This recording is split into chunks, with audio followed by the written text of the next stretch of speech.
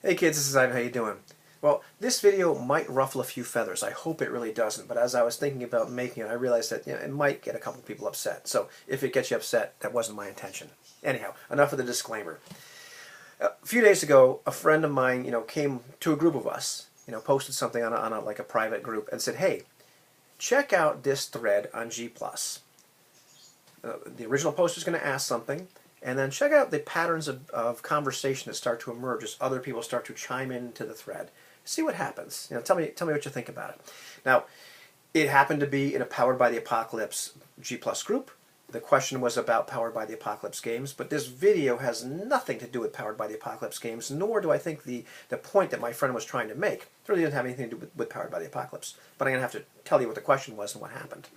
So, the question this person asks is, hey, I really like Powered by the Apocalypse games, but the GM moves I'm not really fond of. I've been playing for a long time. They're kind of what I do intuitively anyway, but just kind of the list seems somewhat restrictive. So the question that the guy says is, does anyone else just basically ignore the GM moves and focus on the player moves and the agendas and the principles? Anybody else do that? Now the questions or the answers that start pouring in, as my friend so astutely observed, started to derail the original question. And people started to completely ignore the question. They started to ignore each other's responses. They started to make assumptions. Not really, instead of asking questions, started to make assumptions. And in some cases even started to assign blame. So I start looking at the answers that pour in, and so they include things like, explanations for why the GM moves are there, that the GM moves inform you what the genre is, and statements from the player perspective that in fact the GM moves are there so that the players know what the stake is. So you have to use the GM move list. Sometimes people would say that the original poster simply wasn't grasping the moves, but an old pro could explain to you what they meant. So tell me what moves you're talking about, and I'll explain to you, what this really means. That you can do what you want, but you're doing it wrong. But go ahead, do what you want. And that you simply don't understand Powered by the Apocalypse. And here, let me tell you all about it. Or even, some people suggested, well, maybe you just shouldn't be playing these games because you don't understand them. The designer of the game at some point chimed in at the thread and said, hey, we developed Apocalypse World specifically to kind of show you how to run a game in one particular style. And it sounds like you probably already are doing this, so carry on. And then, interestingly enough, people ignored the game designer and kept on talking about whatever the heck they wanted to talk about.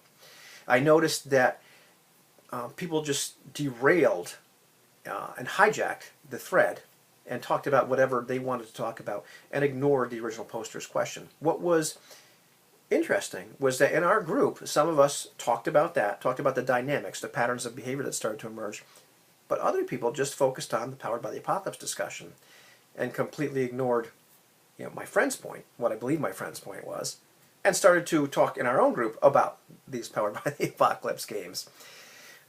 Once again, I don't believe that was the point that my friend was trying to make. But what was more embarrassing to me, I have to admit, was that had my friend not said, here, check out what's happening here, had I not gone into it with that mindset to take a deep breath and just kind of like hover above the conversation and see what people were doing, I probably would have not noticed as much, that how much people were hijacking this conversation.